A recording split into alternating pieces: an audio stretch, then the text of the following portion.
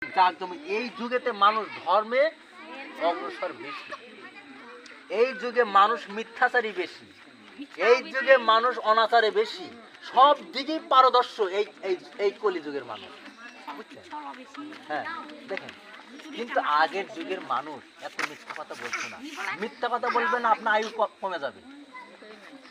বাক হলো ব্রহ্ম, আমি যে কথাটা বলতেছিলাম ব্রহ্ম, বাক হলো ব্রহ্ম, শব্দ ব্রহ্ম, পৃথিবী ব্রহ্ম, পৃথিবী সব কিছু ব্রহ্মময়।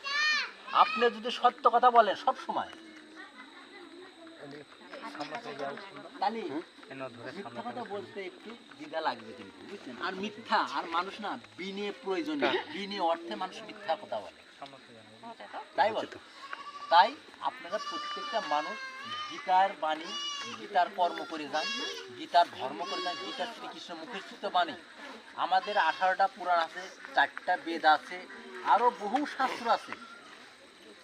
এই শাস্ত্রগুলো কিন্তু তার মধ্যে একটাই শাস্ত্র আছে, সেটা হলো গীতা।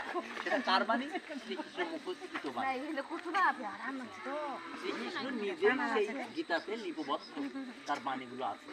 ওখানে ভগবান শ্রীকৃষ্ণ কি বলছে সেইভাবে চলতে হবে। বলছে একটা শ্লোকে বলছে, সর্বধর্ম পরিত্যাজ্য মামেকং শরণং ব্রজ অহং তাং পাপে পাপেভ্যো মোক্ষয়সি স্বামীমাং সুচরিতি অংশীদারুণা।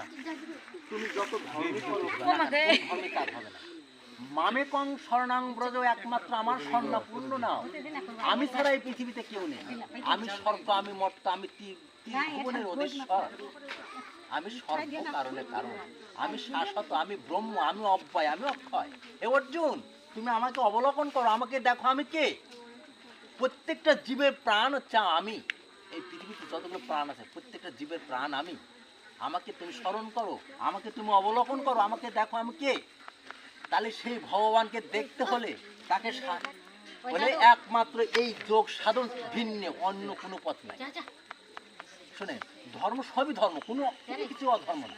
আপনি নাম কীর্তন দেখছেন সেটাও ধর্ম, কিন্তু নাম শোনেন, যাহা কিছু সামাজিক পূজা পার্বণ হোম যজ্ঞ সব কিছু আপনি করেন। এবার আপনি সাধনাতে যান, সাধনা করতে হবে।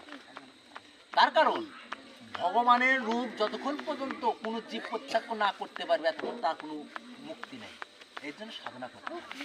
এর জন্য অর্জুন বিশ্বরূপ দর্শন করলেন। শুধু অর্জুন বিশ্বরূপ দর্শন করে নাই, অনেকেই বিশ্বরূপ দর্শন করেছে।